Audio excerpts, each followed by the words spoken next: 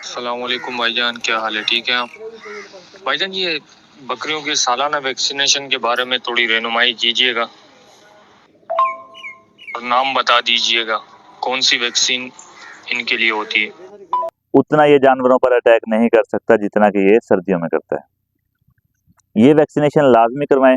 जैसे ही ऑक्सीजन की कमी होगी तो वहां पर बनना शुरू हो जाती है इमोनिया गैस।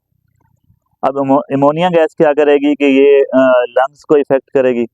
टेम्परेचर से आप जानवरों को बचा लेंगे और फेफड़ों का इन्फेक्शन इतना ज़्यादा हो जाता है सीवियर किस्म का कि उसकी वजह से जानवर हमारे एक्सपायर होना शुरू हो जाते हैं। और साथ में यहाँ पर मैं ये बता दूं कि ये दोनों वैक्सीनेशन जो हैं प्नeuमोनिया और पीपीआर, ये आपने साल में एक दफ़ा करवानी है। अब हम आते हैं तीसरी वैक्सीनेशन पे जिसका नाम है इंटेरोटॉक्सीमिया, यानी कि अंतड़ियों का जहर। अस्सलाम वालेकुम, welcome to our YouTube channel Haidery goat and dairy farm. खुश आमदीद आपको एक नई वीडियो में। और आज की वीडियो है बकरियों की वैक्सीनेशन के अकॉर्डिंग कि पूरे साल में हमने कौन कौन सी वैक्सीन करनी होती है, किस टाइम करनी होती है, क्योंकि वैक्सीनेशन की टाइमिंग बहुत ज़्यादा मैटर करती है। अगर आप टाइम गुजरने के बाद करेंगे तो आप वैक्सीनेशन पे भी खर्चा कर बैठेंगे और आपको वो खातिर खा जो आप उसके असरात या रिजल्ट चाहते हैं आपको वो भी नहीं मिलेंगे। इसलिए वैक्सीनेशन अपने जानवरों को लाजमी करें और टाइम पर करें। आज हम डिस्कशन करेंगे वैक्सीनेशन के अकॉर्डिंग, क्योंकि इसके लिए मैसेज आया था कि वैक्सीन भी बताएं कि कौन कौन सी पूरा साल बकरियों को होती है, और अगली बात ये बताएं कि वो किस टाइम करनी है। इसलिए हम आज इसकी पूरी डिटेल में बात करेंगे, कौन सी वैक्सीन किस बीमारी से बचाने के लिए है, इसका टाइम कौन सा है, और पूरे साल में हमने कितनी वैक्सीनेशन टोटल बकरियों को करनी होती हैं। तो वीडियो स्टार्ट करते हैं। वैक्सीनेशन की बेसिकली 3 किस्में हैं जो हम बकरियों को पूरा साल में करते हैं। इसके अलावा हमें किसी वैक्सीन की ज़रूरत नहीं पड़ती अगर हम ये 3 वैक्सीनेशन टाइम पे कर लें। पहली वैक्सीन हमारे पास आती है पीपीआर की। उसके बाद नंबर 2 पे हमारे पास आती है सीसीपीपी, यानी कि प्नeuमोनिया। और नंबर 3 पर हमारे पास आती है इंटेरोटॉक्सीमिया, यानी कि अंतड़ियों के जहर की। ये 3 वैक्सीनेशन हमने जानवरों को करनी है। इंशाल्लाह ये 3 वैक्सीनेशन करने के बाद हमारे जानवर बहुत हद तक बीमारियों से महफूज रहेंगे।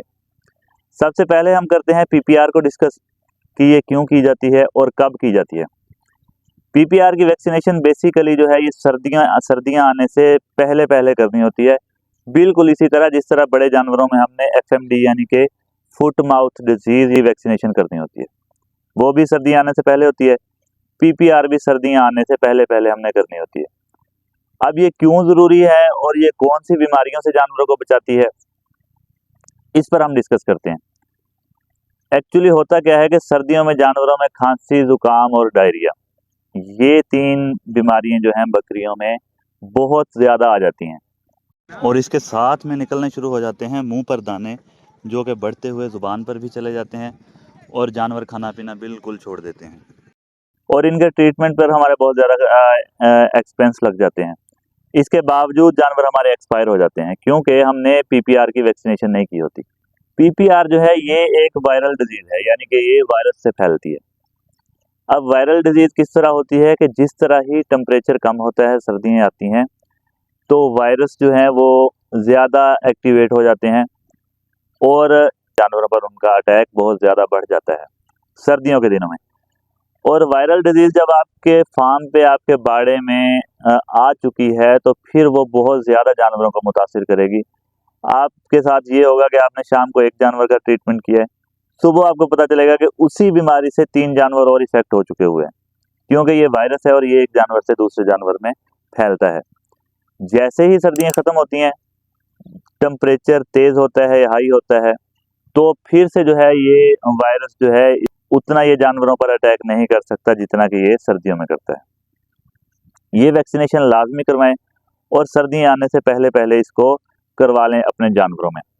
इससे आपका डायरिया की मेडिसिन का खर्चा बचेगा और डायरिया और खांसी जुकाम की वजह से जानवरों को टेम्परेचर होता है, टेम्परेचर के आपके पैसे बचेंगे, जानवर वीक होने से आप महफूज रहेंगे और आपके जानवर महफूज रहेंगे, और जानवर एक्सपायर होने से बच जाएंगे आप, यानी कि आपके जानवर जो डेथ रेट है आपके फार्म पर वो कम हो जाएगा। ये है वैक्सीन नंबर 1। अब हम आते हैं दूसरी वैक्सीन, यानी कि प्नeuमोनिया। या हम इसे कहते हैं CCPP। ये जो हमारी CCPP वैक्सीनेशन है, ये हमने PPR के ठीक 15 दिन से लेकर 1 माह के बाद तक करवा देनी होती है। यानी कि ये जो बीमारियां आती हैं ये भी सर्दियों में ही आती हैं। CCPP या प्नeuमोनिया जो बीमारी है, ये एक बैक्टीरियल डिजीज है। इसे हम एंटीबायोटिक्स के साथ कंट्रोल कर सकते हैं, मगर बेहतर है कि इसकी वैक्सीनेशन करवा लें, क्योंकि ये भी वायरल डिजीज की तरह ही फैलती है। यानी कि एक जानवर से दूसरे जानवर में ये जो बैक्टीरिया हैं बहुत जल्दी फैलते हैं और तब ट्रीटमेंट बहुत मुश्किल हो जाता है।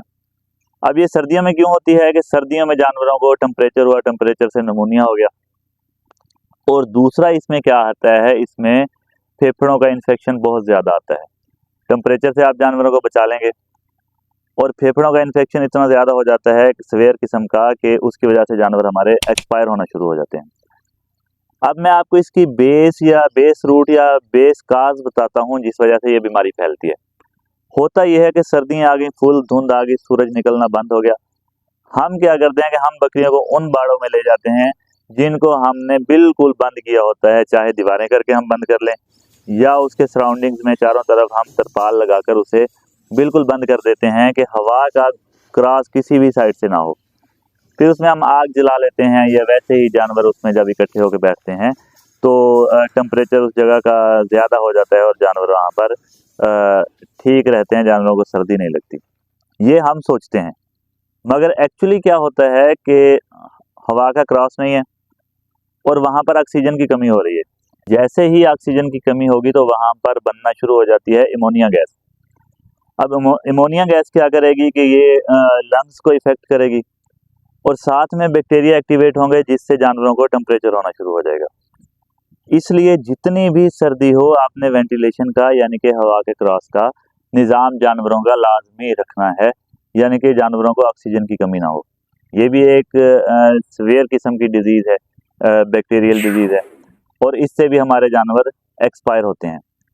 ये आपने, मैं दोबारा बता दूं, ये आपने वैक्सीनेशन जैसे ही आपने PPR करवा ली है सर्दियाँ आने से पहले पहले, इसी तरह उसके ठीक 1 माह के बाद आपने CCPP यानी प्नeuमोनिया भी करवा लेनी है सर्दियों से पहले। सपोज आपने अगर 8वें मंथ में PPR करवा ली है तो 9वें मंथ में आप प्नeuमोनिया की वैक्सीनेशन करवा लें। अब हम आते हैं नंबर 3 और आखिरी वैक्सीनेशन पे, और साथ में यहाँ पर मैं ये बता दूं कि ये दोनों वैक्सीनेशन जो हैं प्नeuमोनिया और PPR, ये आपने साल में 1 दफ़ा करवानी है, उसके बाद ज़रूरत नहीं है। अब हम आते हैं तीसरी वैक्सीनेशन पे जिसका नाम है इंटेरोटॉक्सीमिया यानी कि अंतड़ियों का जहर। ये बीमारी जानलेवा होती है और ये इतनी जानलेवा होती है कि इससे अचानक मौत वाक़ई होती है जानवरों की, जिसे हम सडन डेथ कहते हैं। अब अचानक मौत में क्या होता है कि अंतड़ियों में जहर फैलता है और उसका हमें बाहर से कोई पता नहीं चलता। ये बच्चों में भी ये बीमारी आती है बकरियों के, और बड़ी बकरियों में भी आती है।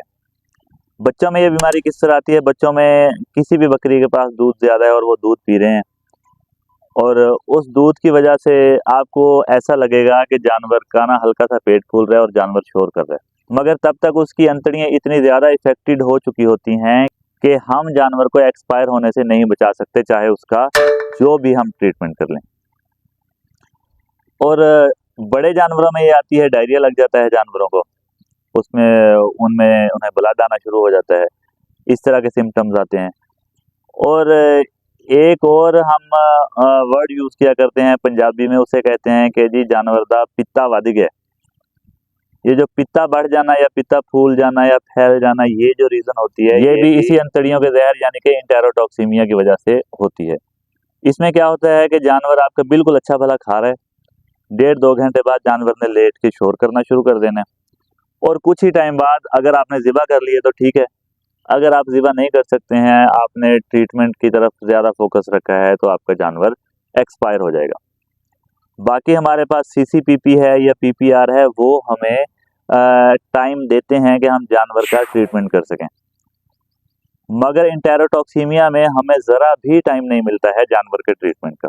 ये आप इस तरह देख लें कि जैसे इंसानों में हार्ट अटैक आते हैं और हमारे पास ट्रीटमेंट का टाइम ऑलमोस्ट नहीं होता। कुछ हैं रेयर केसेस जिनमें बच जाएं तो बच जाएं, मगर इस बीमारी में वो रेयर केसेस भी नहीं आते हैं कि जिनमें जानवर बचें।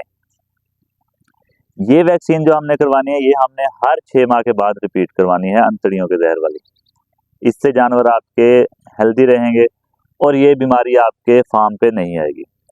इसके अलावा आपने बच्चों को इस बीमारी से किस तरह बचाना है बकरी के, ये मैं आपको बताता हूँ।